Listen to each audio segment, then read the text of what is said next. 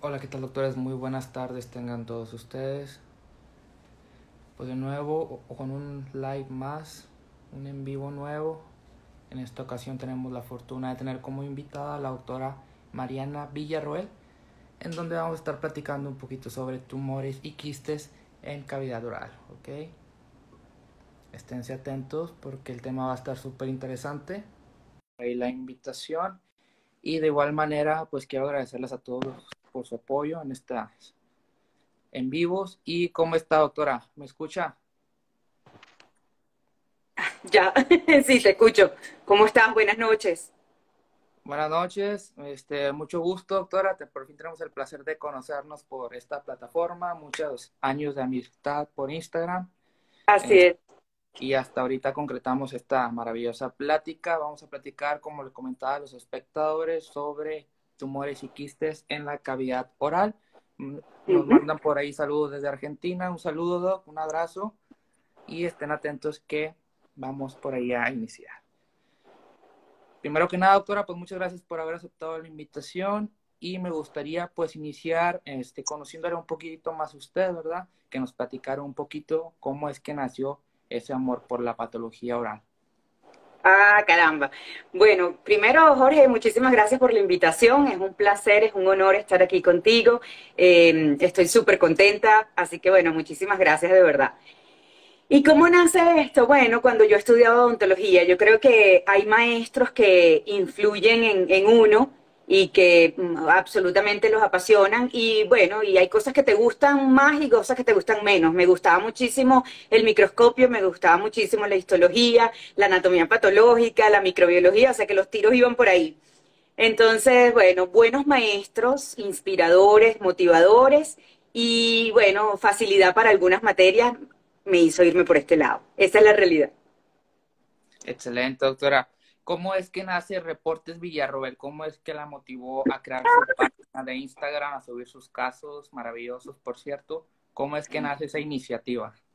Bueno, empieza a hacerse como, eso fue hace muchos años, empieza a hacerse como muy popular Instagram y yo dije, no, bueno, uno tiene que estar en Instagram, no, no queda de otra, ¿verdad? Hay que estar ahí y se me ocurrió, siendo yo docente, siendo yo profesora, pues que era una herramienta espectacular para que la gente entendiera que la patología no era esa cosa horrible, ¡uy!, que no me gusta, que es difícil, que es incomprensible, que es para otra gente, sino que era algo al alcance de todos, que todos podíamos entender patología.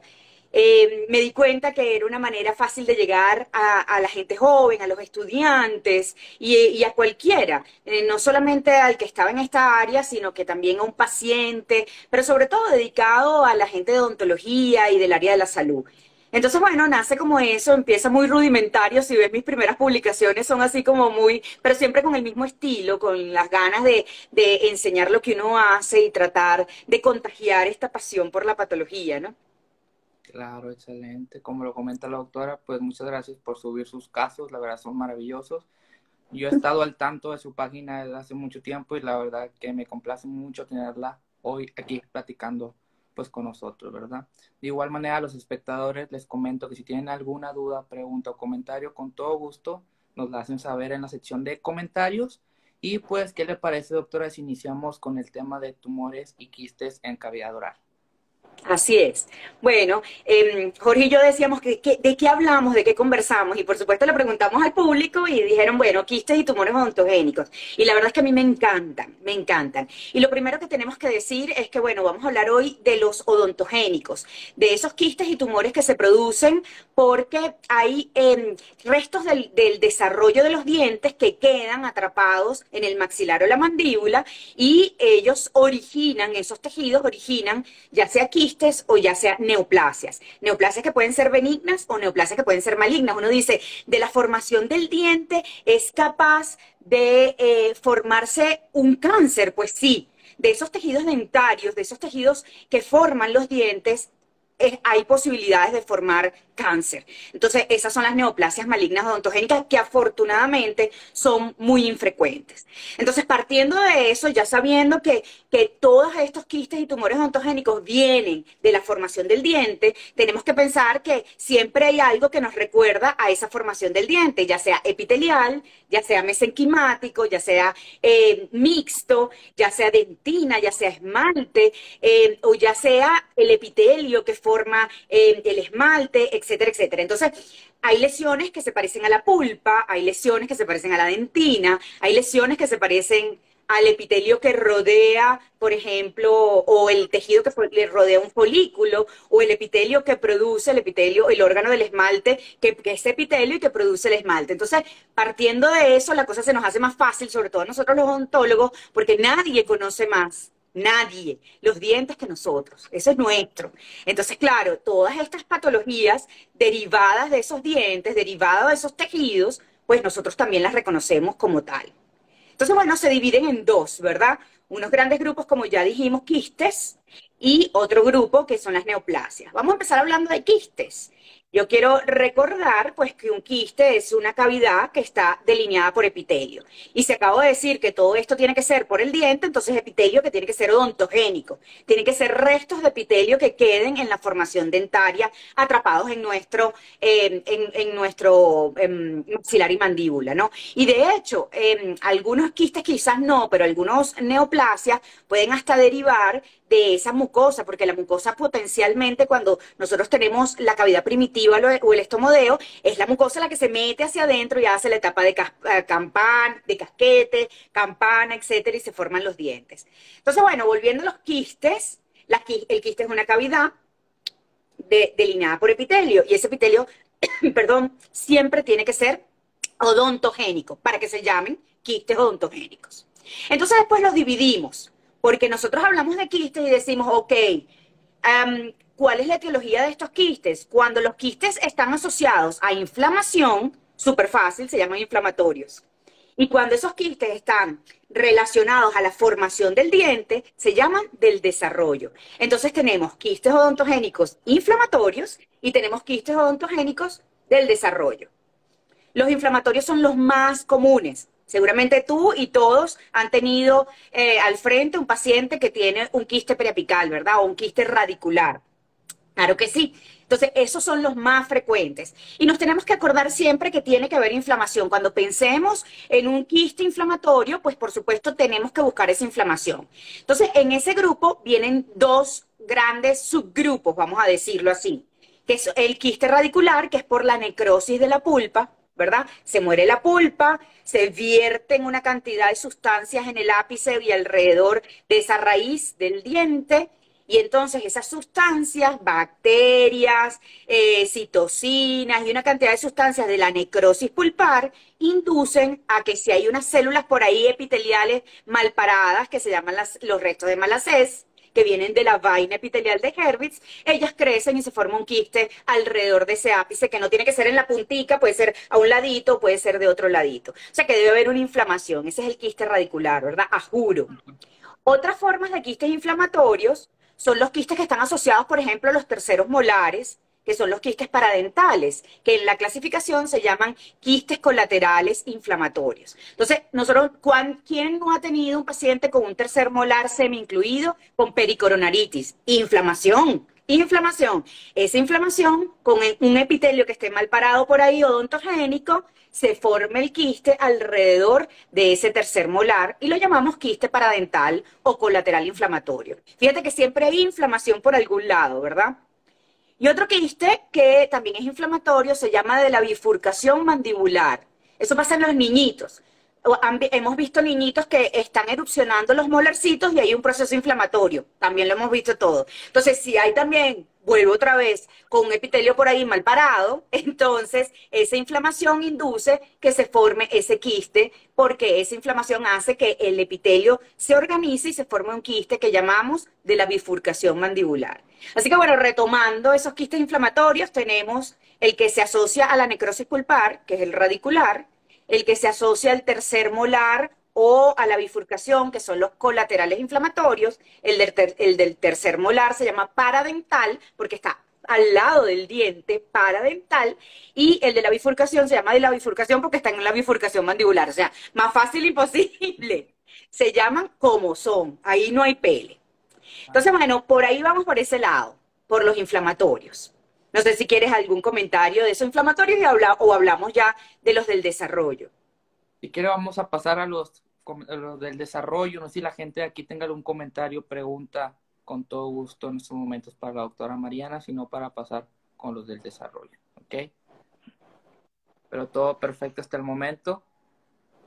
Buenísimo. ¿Sabes qué? Me acabo de dar cuenta que es un reto hablar de patología sin tener una imagen.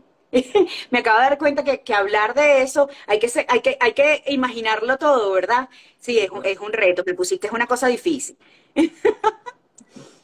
Bueno, entonces seguimos con los quistes y vamos con los quistes del desarrollo. Los quistes del desarrollo sí hay un montón más. Es interesante estoy creo que perdiendo un poquito la señal. ¿Será? No. ¿Se ve bien y se oye bien? Se ve y se escucha muy bien. Sí, se ve. Excelente, gracias Jorge. Bueno, entonces los quistes del desarrollo son, como dije anteriormente, no están relacionados con inflamación, sino que están relacionados con el desarrollo dentario. Entonces, restos que queden atrapados o restos que hay en algún lado en maxilar mandíbula en el desarrollo dentario, pues producen esos quistes. Principalmente tenemos el quiste dentígero, que obligatoriamente tiene que estar asociado a un diente que esté metido, impactado, que esté retenido. ¿Y por qué necesariamente, a juro? Es porque este quiste, si nosotros nos recordamos cómo se produce el diente, el esmalte se produce a través de una estructura que se llama el órgano del esmalte, que es epitelial. Entonces se forma el esmalte y cuando el diente va saliendo, ese órgano del esmalte se pone chiquitico y lo llamamos epitelio reducido del órgano del esmalte. Pero si el diente no erupciona, ese epitelio reducido del órgano del esmalte queda ahí metido, igual que el diente retenido. Entonces, cuando por alguna razón se empieza a llenar eso de líquido y se empieza a hacer un quiste alrededor del diente, ese es el quiste dentígero. Viene del epitelio reducido del órgano del esmalte. O sea que no hay forma de tener un quiste dentígero sin diente. No hay forma. Entonces siempre el quiste dentígero va a tener un diente retenido asociado. Después tenemos el famoso queratoquiste, que en la nueva clasificación de este 2022 sigue llamándose quiste, permanece como quiste, no lo cambiaron, no volvió a tumor, no volvió a cambiar el nombre, sigue siendo el mismo queratoquiste, exactamente el mismo. Esos vienen de la lámina dental, son bien interesantes porque pueden ser muy recidivantes, sin embargo, en algunos casos responden bien a la descompresión, a la si se quiere marsupialización, si se puede hacer. Entonces, bueno, es un quiste muy particular porque a veces cuando se trata muy conservadoramente, pues recidiva mucho. Y además está asociado a un síndrome, que es el síndrome de Gorlin-Goltz, que tiene múltiples queratoquistes, pero también tiene otras cosas como calcificaciones de la hoz del cerebro y otras manifestaciones en carcinomas vasocelulares y otras cosas a nivel sistémico, ¿no? Entonces, bueno, en el 2005 se intentó decir que el querato era un tumor porque tenía ciertas mutaciones, sobre todo del gen PACH1, pero después se dieron PTCH1 y entonces después se dieron cuenta que eso estaba en otros quistes también y que realmente por esa razón no se le podía decir tumor, que realmente esto seguía siendo un quiste recidivante, pero sigue siendo un quiste, ¿ok? No estoy tan segura, todavía tengo mis dudas ahí, pero bueno, para este 2022 se confirma que el querato sigue quedando como un quiste, ¿ok? Entonces, bueno, nada, tenemos ese querato que no cambia mucho. Ahora instamos a la gente, sobre todo a los cirujanos, a estudiar bien cuál sería la mejor opción de tratamiento, si enuclearlo colocándole alguna solución como 5-fluoracilo, o enuclearlo y hacer osteotomía periférica, o hacer cosas más agresivas. Todavía algunos usan solución de Carnoy, que no me agrada tanto, pero bueno, el empuje ahora es cómo debe ser tratado. Y es interesante porque ya se ha visto algunas mutaciones como el gen BRAF, ¿verdad?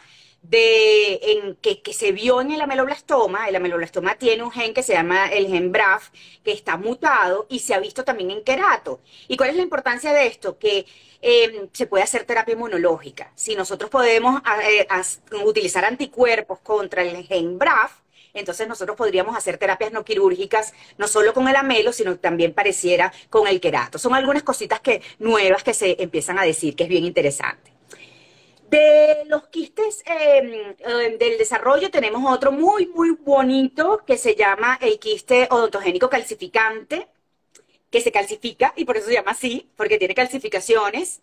Y en la nueva clasificación del 2022 de la Organización Mundial de la Salud, pues queda igual. Sin embargo, se habla de que estos quistes para su diagnóstico ameritan solamente que sea un quiste, obviamente, y que tenga una cosa que se llaman células fantasmas, que son las que se calcifican. Entonces, bueno, esas células fantasmas son unas células, son los queratinocitos que pierden el núcleo, pero queda como la silueta del núcleo. Son súper lindas esas células fantasmas.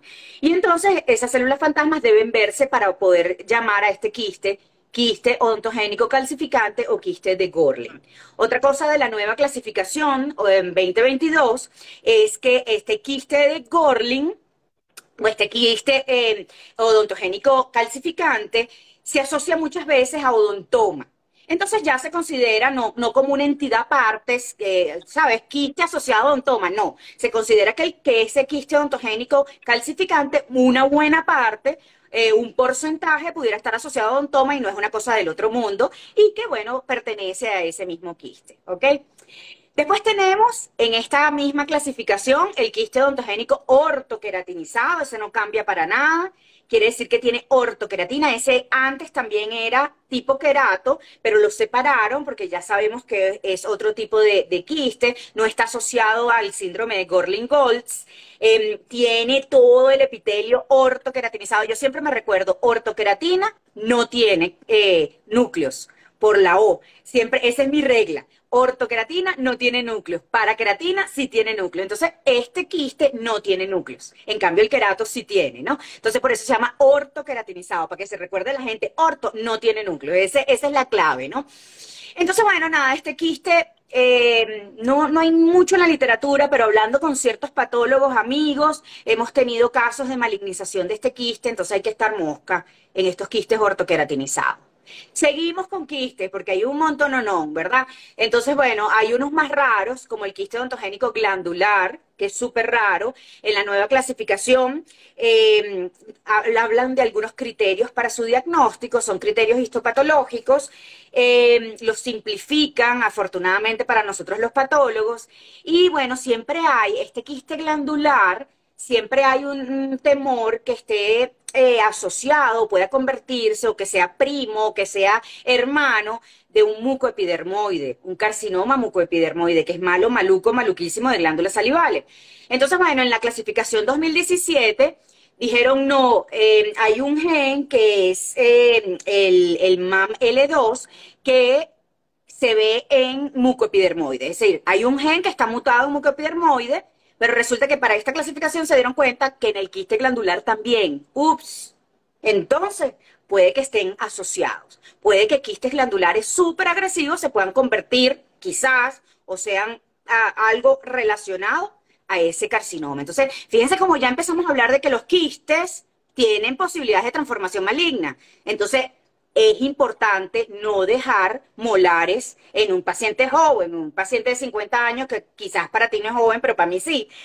No se puede dejar un molar, no se puede dejar un tercer molar, porque entonces en ese momento hay posibilidades de transformación maligna. A mí me mata cuando dicen, no, vamos a dejarle las cordales porque no pasa nada. Sí pasa, sí pasa. Y a veces pueden pasar cosas malas. Puede pasar cáncer. Entonces hay que sacar esas cordales, hay que sacar esos terceros molares, no hay que dejar dientes incluidos, hay que evaluar a los pacientes, hay que mandarles panorámicas anuales, los hallazgos radiográficos son altísimos, entonces para ver si hay alguno de esos quistes. Bueno, ¿qué otros quistes tenemos por ahí que no recuerdo en este momento? Ortoqueratinizado, bueno, eso en general, seguro se me olvidan algunos, pero bueno, eso por ese lado, ¿no? No sé si hay algunas preguntas que podemos ir respondiendo, Jorge. Sí, creo que sí, doctora. Nos pregunta por aquí el doctor Gustavo Díaz. Doctor, ¿el quiste colateral y de la bifurcación son variantes del paradental o del dentígero? Saludos. Ah, bueno, muchos saludos. Bueno, vamos a recapitular hacia los inflamatorios. Teníamos grandote, inflamatorios, unos por la pulpa, que era el quiste radicular, y los colaterales inflamatorios, que son colateral al diente, que ahí parten el paradental y parte el de la bifurcación. El paradental es el de la pericoronaritis y el de la bifurcación es el de la erupción dentaria. En cambio, el dentígero es del desarrollo. Ese no tiene nada que ver con la inflamación. Ese es por el desarrollo, porque el diente queda metido adentro, ¿verdad? Y entonces el epitelio reducido del órgano del esmalte es el epitelio que recubre ese quiste. Entonces, bueno, es importantísimo tener esa diferenciación porque hasta para el manejo y para saber cómo vamos a actuar, tenemos que entonces estar pendientes de si es de inflamatorio o si es del desarrollo. ¿Qué otras preguntitas hay por ahí? Muy bien, doctora. También nos pregunta la doctora María Webel, ¿qué papel juega la higiene dental en la aparición de quistes? Ah, bueno, muy buena pregunta. Quizás para los quistes del desarrollo ninguna, ninguna, porque, repito, los quistes del desarrollo se producen es por un problema en el desarrollo dentario, ¿verdad? Que queda epitelio por ahí y bueno, se pueden producir los quistes. Pero los quistes inflamatorios, pues la higiene tiene mucho que ver. Por ejemplo, para la necrosis pulpar, obviamente la higiene está totalmente asociada. Entonces, los quistes de inflamatorios están asociados a higiene dental. Entonces, eso es una de las cosas que también nosotros podemos promover y no lo había pensado. Es una pregunta realmente buena porque me hace reflexionar para que esa es otra de las cosas que nosotros podemos educar a nuestros pacientes, porque le podemos decir, si usted tiene una mala higiene, no solamente le va a dar caries, sino que potencialmente tiene riesgo hasta de quistes inflamatorios en su maxilar y mandíbula, ¿verdad? Entonces, eso es bien interesante, impactante para un paciente, decir, ah, no, no, yo tengo que cuidarme porque si me puede salir algo ahí. Y en el caso de los quistes colaterales inflamatorios, quizás, bueno, también la higiene tiene su papel, porque en la pericoronaritis la higiene tiene su papel, y cuando hay un problema de erupción dentaria, en los niños, por ejemplo, también la higiene tiene su papel para que se produzca ahí ese quiste. Debe haber inflamación, y la inflamación viene, por supuesto, asociado a biopelícula dental y mala higiene. Buena pregunta, interesante. Excelente, doctora. Bueno, también nos pregunta la doctora Lucival, ¿dónde podemos conseguir la nueva clasificación 2022? Ya va a salir el libro, ya para el 2022 la serie azul sale, pero ya hay artículos que empiezan a hablar de eso y están haciendo muchísimos live, hacen muchísimos webinars sobre las clasificaciones, pero hay que aguantar un pelo, hay que aguantar un poquito porque ya va a salir el nuevo libro, la nueva edición, ¿ok? Perfecto. También nos pregunta por ahí la doctora Belén Villafranca, ¿en qué quistes no debemos ser conservadores con los dientes asociados? Qué buena pregunta, qué buena pregunta. En los quistes más agresivos, por ejemplo, yo diría en el quiste glandular, yo no me gustan los tratamientos conservadores porque además echa el cuento de que puede ser súper agresivo y que ahora hasta está sobre el tapete si no sabemos si está relacionado con carcinoma mucoepidermoide. Entonces, en ese obviamente no. En los queratoquistes me da miedo, porque los queratoquistes, por ejemplo, usted deja el diente y usted hace una nucleación y deja el diente y a lo mejor en ese diente quedó un quiste satélite o queda quiste atrapado o epitelio atrapado. Tampoco, porque tiene una alta tasa de recidiva. ¿En cuáles podemos ser súper conservadores? En los inflamatorios, inclusive en el del niñito de la bifurcación, solo con curetaje y se puede dejar el diente. Si no es un resto radicular y es un diente que se le hace endodoncia, se puede dejar el diente en un quiste radicular. Es decir, los inflamatorios ameritan ser más conservadores, pero en el caso de los del desarrollo, sobre todo yo diría glandular y queratoquiste, yo no conservaría los dientes que estén asociados a la lesión. Excelente, doctora. Excelente. Perfecto. También nos pregunta por ahí el doctor Pablo Javier, ¿el ciliado Mm. quirúrgico también se incluye en la nueva clasificación? Buenísima pregunta. El quiste ciliado posquirúrgico no es un quiste odontogénico, pero sí está Pablo en la clasificación, él sabe. Pablo y yo somos amigos, un beso hacia Argentina, y él le gusta mucho este tema, seguramente ya con sus estudiantes ha estudiado mucho esto. Y bueno, el quiste ciliado posquirúrgico, yo he tenido algunas experiencias, no es nuevo, pero por ahora se incluye en la clasificación. En la clasificación de los quistes odontogénicos hay dos quistes que no son odontogénicos, que están en la clasificación de quistes, pero no son odontogénicos, que es el nasopalatino y este quiste ciliado posquirúrgico. Vamos a hablar de él. Es súper chévere, súper interesante. He tenido algunos casos. Son quistes que se producen porque queda atrapado epitelio del respiratorio, del seno o de la cavidad nasal. ¿Cómo queda atrapado ahí en maxilar? ¿Cómo queda atrapado ese epitelio respiratorio?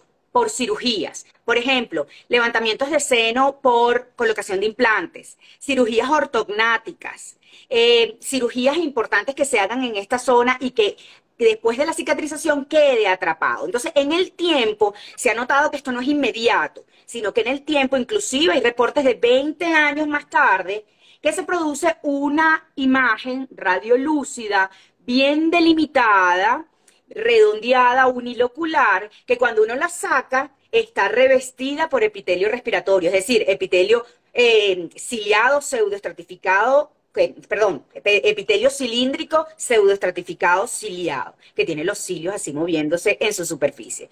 Entonces, bueno, es un quiste interesante, es un quiste que tenemos que tener en cuenta en pacientes que le hagamos, los cirujanos le hagan cirugías, y perdón la redundancia, que le hagan levantamientos de seno, que se metan en el seno por alguna razón, que hagan ortognáticas en maxilar, que puede quedar atrapado epitelio respiratorio, repito, y en el tiempo, como hallazgo, se va a ver una imagen radiolúcida multilocular muy bien circunscrita y que cuando hacemos pues la histopatología tiene epitelio respiratorio. Entonces, eso está nuevo en el 2022, se incluye, sin embargo, no es de tipo odontogénico, porque el epitelio que ahí está atrapado es respiratorio, entonces no lo podemos llamar odontogénico, pero efectivamente Pablo está en la nueva clasificación 2022. Excelente, doctora. Muy bien, continuando con las preguntas, nos preguntan por aquí también la doctora Marion Neira. Buenas tardes. ¿Qué contiene la solución de Carnoy? Uy, yo no me sé, como no me gusta mucho, pues no me gusta, no me lo sé de memoria y siempre pregunto a mis estudiantes cuál es la ácido no sé qué cosa, tiene una mezcla que no la conozco y no me gusta y les digo que no me gusta porque la solución de Carnoy se ha visto que penetra hacia el hueso y no se sabe hasta dónde puede penetrar y causar necrosis o causar estragos en ese hueso. Es difícil saber hasta dónde va a llegar. Entonces, está muy en desuso. Me confieso ahorita que no me sé de memoria su receta, porque además no me gusta Carnoy, pero cada vez se utiliza menos por esas razones, porque no se sabe cuánto es capaz de meterse hacia el hueso, de tener esa invasión hacia el hueso y provocar, pues, necrosis tisular.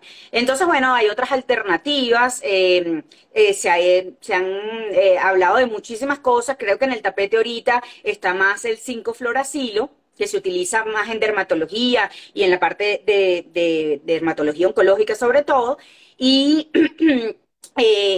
hacer ostectomía simplemente, o osteotomía periférica, como lo quieran llamar, como sea lo adecuado, y no solo la enucleación, ¿no? Entonces, bueno, Marión, ahí me raspaste. Te lo busco. Perfecto, doctora. También nos pregunta por ahí la doctora Gaby González. Doctora, ¿es posible observar un epitelio que no presenta patrón en empalizada en una meloblastoma? Bueno, no, no deberías. Debería verse siempre eso. Sin embargo, el doctor aquí, mi querido doctor, está diciendo el ácido alcohol puro, ácido acético glacial. Me acordaba de algo del ácido. Gracias, doctor. Volviendo a la pregunta, siempre debe verse esa empalizada, porque el ameloblastoma deriva de ese epitelio, de esos ameloblastos, ¿verdad? Sin embargo, creo que la pregunta puede venir si nosotros tenemos un paciente que tenga un ameloblastoma, que tenga mucha inflamación, la inflamación pudiera producir cambios en ese epitelio, sobre todo cuando tienen estructuras quísticas, que hace que se pierda el patrón básico del ameloblastoma. Y eso no solo pasa en el ameloblastoma, pasa en todas estas lesiones. De neoplasias y quistes del desarrollo, que cuando hay inflamación se pierden las características básicas. Por eso nosotros insistimos tanto a los cirujanos que no tomen las biopsias de lugares que estén inflamados, de lugares que se ven bien inflamados, que se ven claramente que hay inflamación, que no tomen la biopsia de ese lugar, porque ahí la inflamación mete mucho ruido, la inflamación produce cambios en esa patología que hace que para nosotros sea mucho más difícil ver las características que son típicas de esa entidad. Entonces la respuesta sería, si un paciente está con un amelo inflamado, es posible que se pierda esa empalizada, pero debes verla para poder hacer el diagnóstico, es imprescindible, ¿no? En cualquiera de sus patrones, ya sea folicular, ya sea plexiforme, de células granulares, basales, etcétera, etcétera, desmoplásico, el que sea, tenemos que ver esa célula cilíndrica de polarización invertida, en empalizada, pues que va distribuyéndose en distintos patrones. ¿Ok? Muy bien, doctora. ¿Gusta seguir con la sección de preguntas o gusta explicar algo? ¿Cómo ve, Bueno, doctora? seguimos con neoplasias, a ver si sale por ahí otras preguntas. ¿Te parece, Jorge? Claro Bueno, que sí. entonces vamos con las neoplasias. Con las neoplasias tampoco hay mucho cambio. Hay una entidad nueva. Bueno, las neoplasias siguen siendo las neoplasias benignas y malignas. Y entre las benignas tenemos los tres grupos, derivado del epitelio, derivado del mesénquima y las mixtas. Eso está facilito, menos mal que eso ya se descomplicó y eso se mantiene. Pero bueno, de lo nuevo que tenemos es que el amelo lo volvemos a llamar convencional, el ameloblastoma, que es el ameloblastoma multiquístico sólido, lo volvemos a llamar convencional. Y yo creo que yo nunca lo dejé de llamar convencional. Yo como que soy la oveja negra de los patólogos, porque yo siempre lo seguí llamando convencional. Y bueno, vuelve el tema del convencional, el ameloblastoma uniquístico mural, que es el que se mete hacia el muro, hacia la pared, ¿verdad? De los ameloblastomas. Ahora, en el 2017 empezaron a decir, vamos a llamar a esto convencional, porque tiene mucha recidiva. Pero aquí otra vez vuelve a estar como mural, y bueno, se queda como mural, ameloblastoma uniquístico mural, y hay un ameloblastoma nuevo, que ya ha sido descrito y por fin aparece nuevo y se llama adenoide.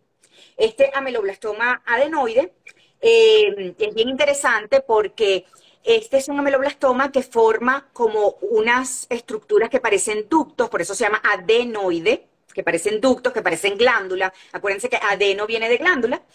Y lo otro que tiene interesante es que es uno de los únicos ameloblastomas que es capaz de producir un tejido calcificado, que es como un dentinoide, que parece como dentina.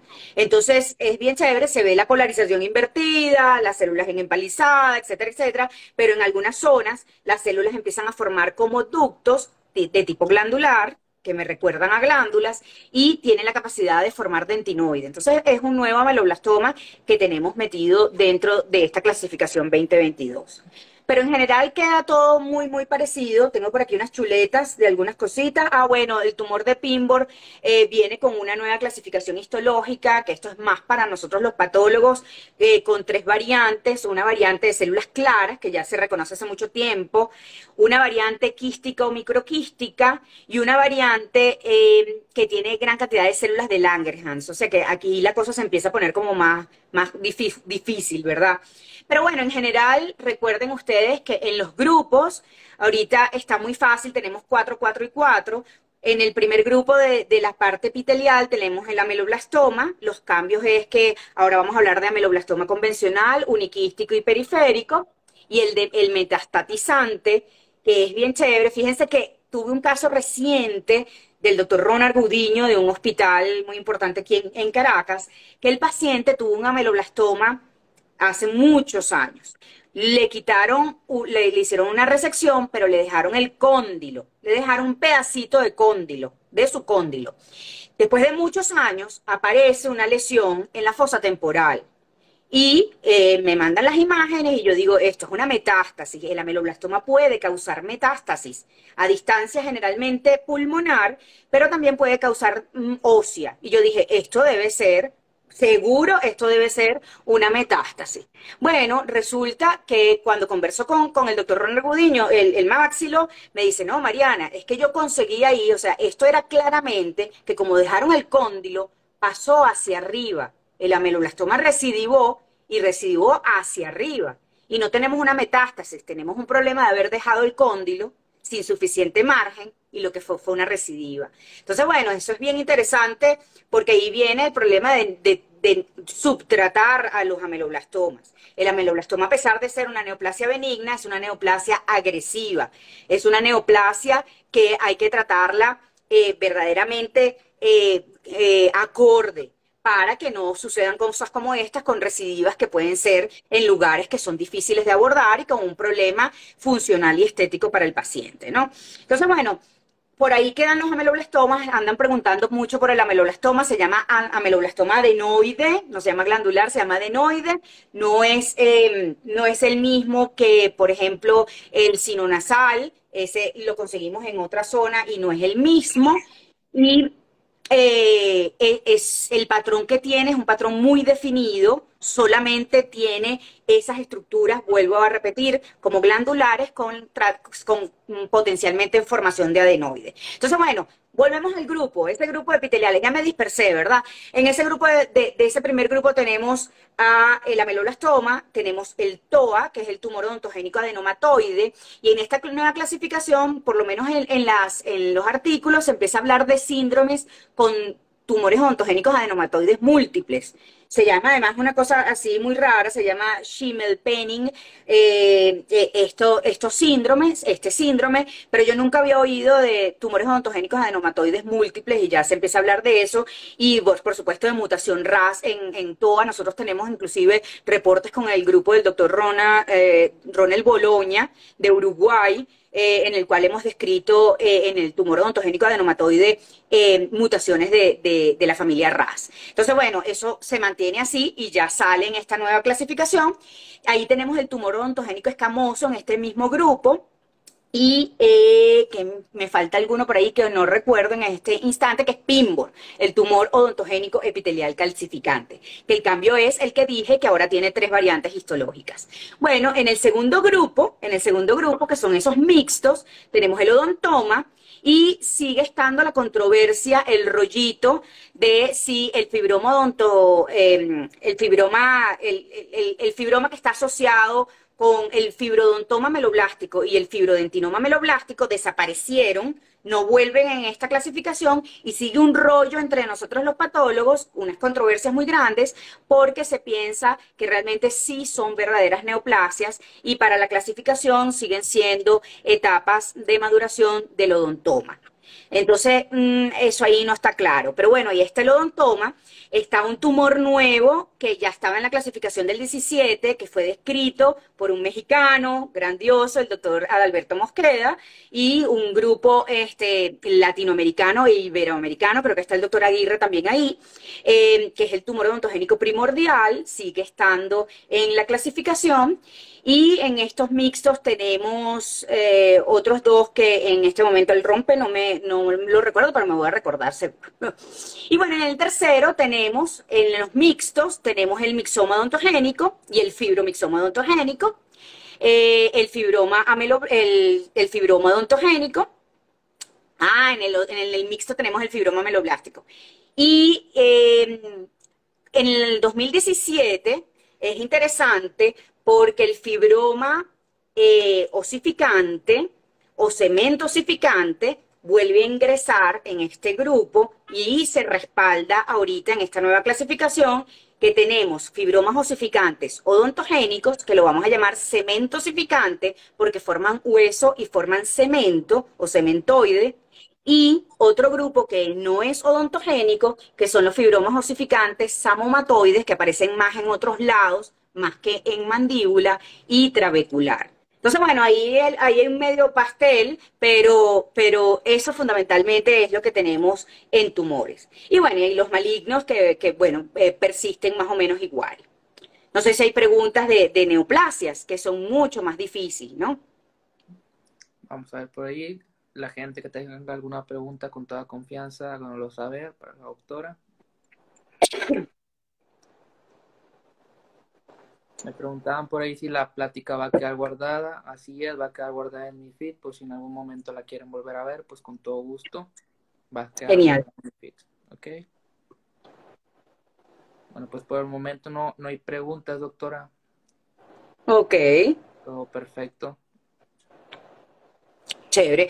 Pues entonces, bueno, recapitulando un poco de las neoplasias, yo creo que son las más complicadas, pero bueno, entre cada uno de los grupos tenemos que tener claros cuáles son las más frecuentes. En el primer grupo, obviamente, ameloblastoma y tumor odontogénico adenomatoide, que se dan más en niños y en mujeres, es muy típico esto. En el segundo grupo, pues el odontoma, que para esta clasificación dicen que son amartomas. Recuerden que amartoma es un tejido normal en una zona que normalmente se forma ese tejido. No estoy tan clara porque hay, bueno, hay lesiones que pueden ser muy, muy grandotas y crecer mucho.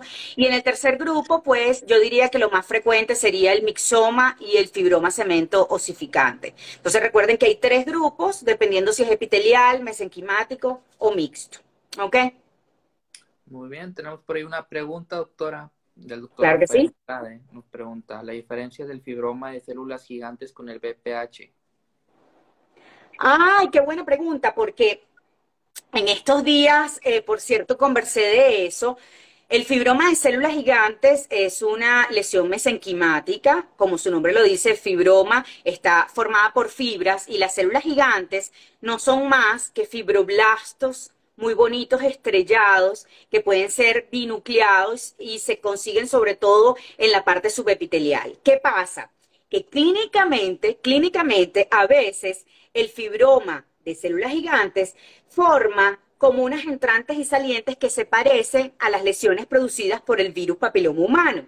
Entonces, si uno ve, por ejemplo, una lesión en encía con esas entrantes y salientes de tipo papilomatoso, uno puede pensar que se trate o de una lesión por virus papiloma humano o de una lesión como esta, que es un fibroma de células gigantes. Entonces, la histopatología nos va a dar la diferencia. En el fibroma de células gigantes se va a formar muchas fibras colágenas con las células gigantes que son fibroblastos estrellados, bellísimo. En cambio, en las lesiones por BPH, el crecimiento es a expensas del epitelio. Hay una hiperplasia epitelial, hay un aumento del epitelio, no de las fibras colágenas. Entonces, ahí, por supuesto, claramente vamos a ver en la histopatología la diferencia. Pero es buenísima la pregunta del doctor Rafael porque verdaderamente clínicamente a veces nos podemos confundir entre uno y otro. Hay que recordar que el fibroma de células gigantes no siempre es lisito, a veces puede tener esas entrantes y salientes que se parecen a las lesiones por BPH. Excelente, doctora. Muchas gracias por contestar la pregunta. También nos preguntan por ahí el doctor Julián Barriuso. ¿El quiste Ah, Julián. nasopalatino lo incluyeron como quiste odontogénico? No, para nada. Está en la clasificación, pero no está incluido como quiste odontogénico, igual que el quiste ciliado posquirúrgico. Está en la clasificación de quistes que aparecen en mandíbula y maxilar, en el complejo maxilar-mandíbula, pero no es un quiste odontogénico, porque obviamente el nasopalatino viene de los restos del ducto nasopalatino y el ciliado viene de epitelio respiratorio. Entonces, aunque aparecen en la clasificación de quistes, no son autogénicos, pero sí están en la clasificación de quistes, porque son quistes intraóseos, ¿no? Entonces están tratando de incluir a todos esos quistes intraóseos. Perfecto, doctora. Vamos por ahí otra pregunta. ¿El ameloblastoma periférico es diferente al metastatizante, Metastatizante. perdón? Sí. Sí, totalmente. El ameloblastoma periférico se parece a un granuloma piogénico, se parece a un granuloma periférico de células gigantes o un fibroma periférico osificante. Es una lesión periférica, no está dentro del hueso, está periférica al hueso, de tejidos blandos. Es rarísimo, nosotros tenemos unos 10 casos, sí, llegaremos a 10 casos de ameloblastomas periféricos. Entonces crece hacia afuera y está formado por el mismo patrón, puede ser folicular o plexiforme, de los ameloblastomas. El ameloblastoma metastatizante viaja de la mandíbula o del maxilar a otra zona, generalmente pulmón. Y cuando vemos el de pulmón, las características son igualitas a la del ameloblastoma, no son malignas, son idénticas. O sea que este bicho es tan malo, a pesar de que es bueno, es tan invasivo que tiene capacidad de crecer hacia otros lados. Entonces, ese es el metastatizante. Entonces, son distintos y claramente este metastatizante no debería estar como un tumor bueno, porque yo en mi mente todo lo que hace metástasis no puede ser bueno. Me imagino que la pregunta viene por eso, por esa vía también, ¿no?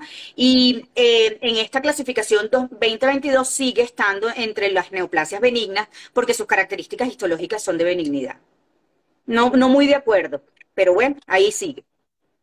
Muy bien. Por ahí otra pregunta. ¿Qué libro recomienda para estudiar patología? Saludos desde Argentina. Muchos saludos. Ya pronto iremos para Argentina. Ya vamos a ir en agosto para Salta. Ya voy a pasar en mi cuenta propaganda de eso. Hago la cuña así rapidito.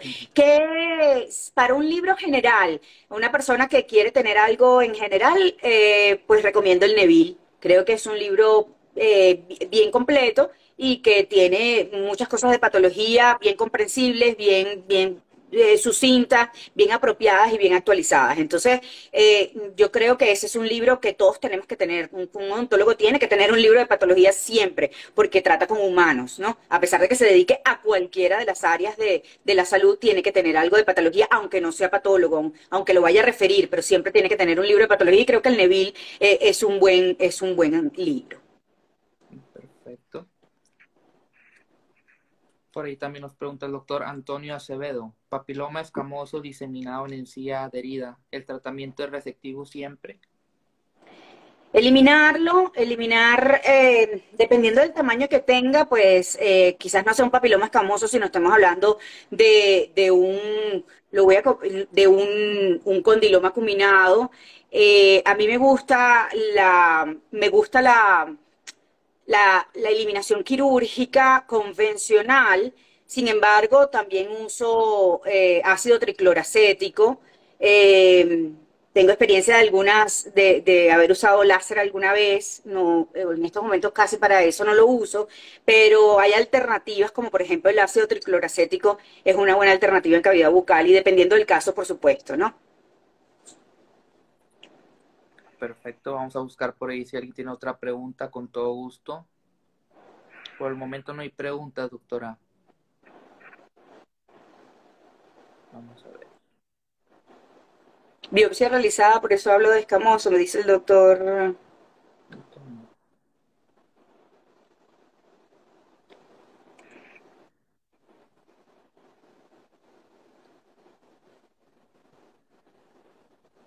Ok, bueno, por ahí Bueno. tenemos otra pregunta.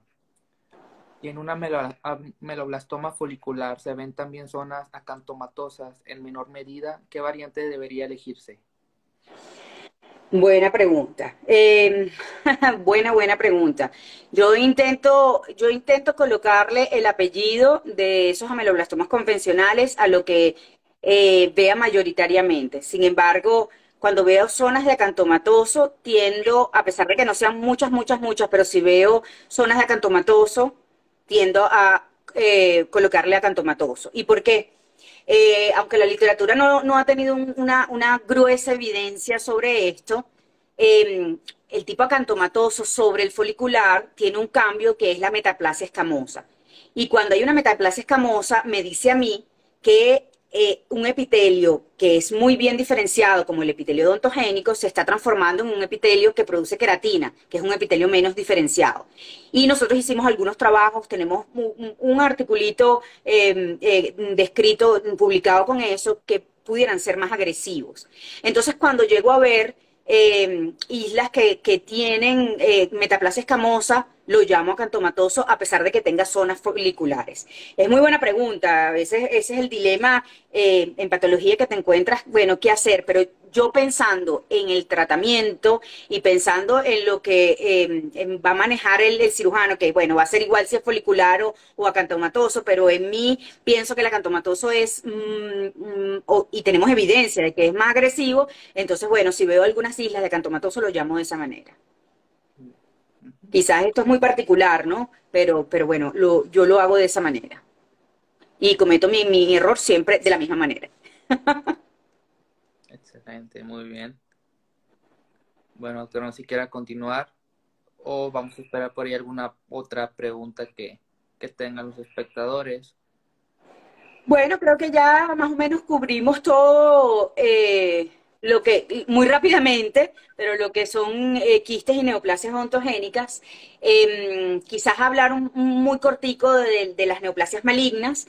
Las neoplasias malignas, la más frecuente es el carcinoma meloblástico y no necesariamente, ya en esta clasificación 2022 se habla que no necesariamente tiene que ser la contraparte de la meloblastoma, que puede haber carcinomas meloblásticos de novo.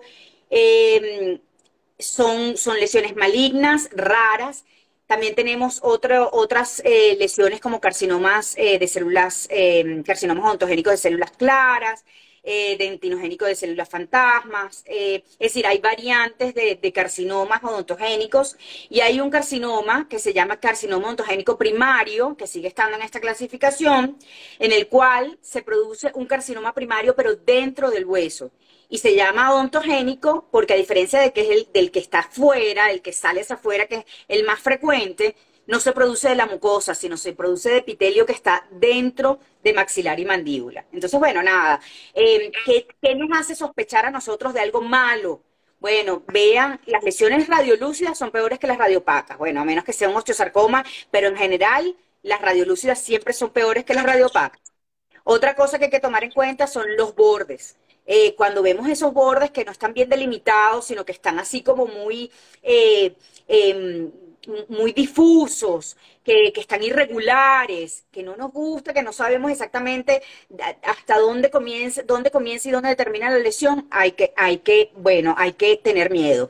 ¿Qué otro signo de alarma? Cuando usted saca un diente y el alvéolo no cicatriza y no cicatriza y no cicatriza. Y usted le manda antibiótico y no hay alveolitis y usted hace todo y el alvéolo no cicatriza. Piensen que hay algo malo.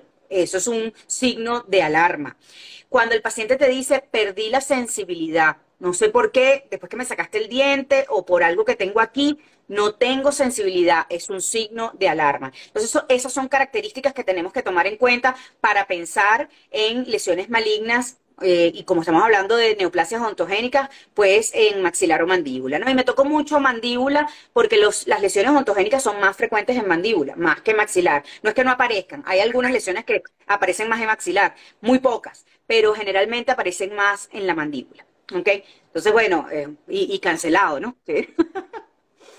Pero con respecto a la malignidad, pues esos son los signos de alerta que tenemos que tener en cuenta con nuestros pacientes. Perfecto, doctor. Excelente plática, excelente charla.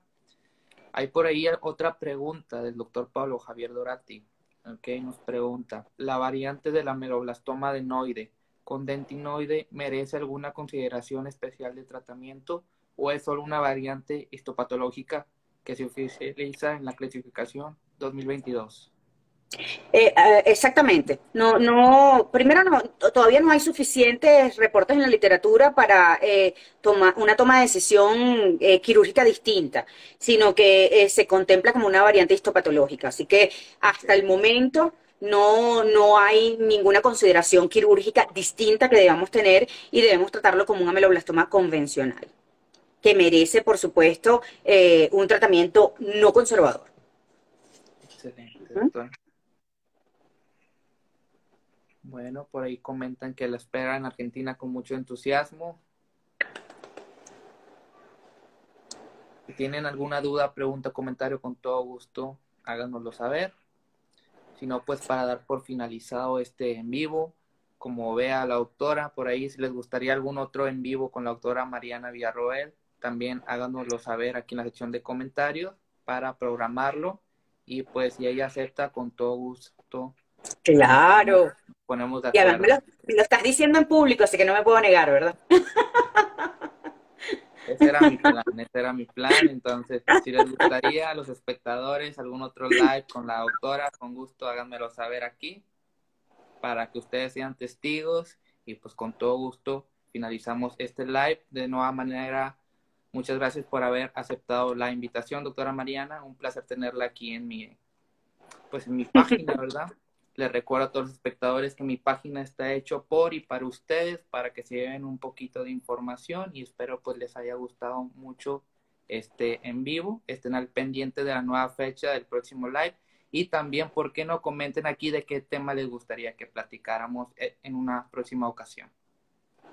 Claro que sí. Jorge, muchísimas gracias. También te felicito por todo lo que estás haciendo, por tu cuenta y bueno, hasta dónde llega, a todo el alcance que tiene. Y bueno, te doy las gracias de todo corazón por esta invitación. Fue un gran honor. Espero verte presencial alguna vez. Claro que sí, doctora. Los Pronto. dientes nos van a unir algún día. Va a haber saludos desde México hasta Venezuela. Y pues que tenga bonita noche. Un saludo a todos los espectadores. Y pues estén al pendientes de la próxima fecha y del tema también. ¿Ok? Que tengan bonito día. Y usted también, doctora. Muchas gracias. Gracias a ti. Un abrazo muy fuerte. Igualmente. Saludos.